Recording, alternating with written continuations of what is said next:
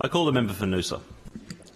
Thank you, Mr Speaker. And to continue from some weeks ago, Mr Speaker, as individuals and Queenslanders, we all need to accept our responsibility to each other and held accountable for our behaviours. As MPs, we set examples for our communities, and sadly, in all levels of government, we continue to see need for change. And I thank our Speaker for his commitment to better behaviours. Gratitude also to fellow MPs in this chamber and all in this precinct who show respect for each other, regardless of gender or ideology. May these efforts and the headlines that have dominated regarding the treatment of women in other parliaments be a catalyst. As we continue our COVID recovery, we cannot forget the lessons learnt, nor the stories from our constituents.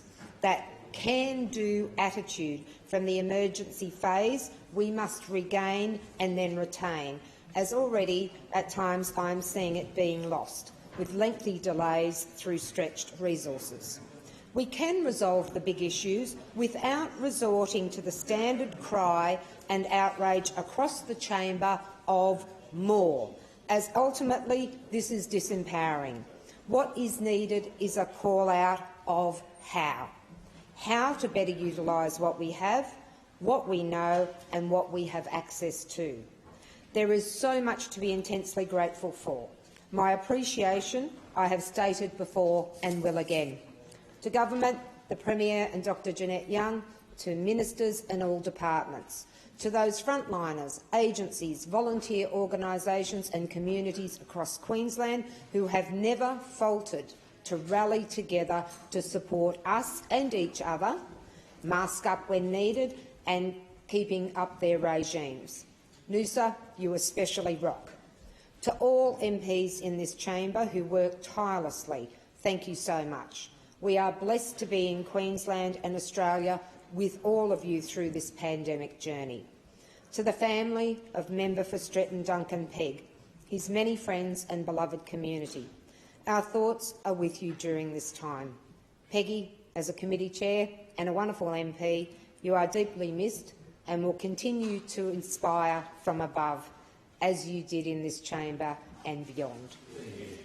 To finish, people before politics should always be our mantra as we stand in this People's House. We are very much nearly there, and all we need are some tweaks. More bipartisan agreements and being prepared at times to say when we have not quite got it right.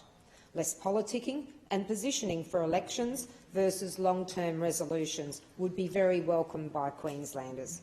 More caring for each other in all ways.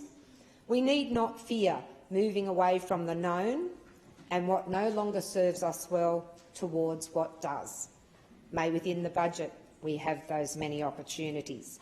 There is nothing to lose and so much to gain in this 57th Parliament. Thank you.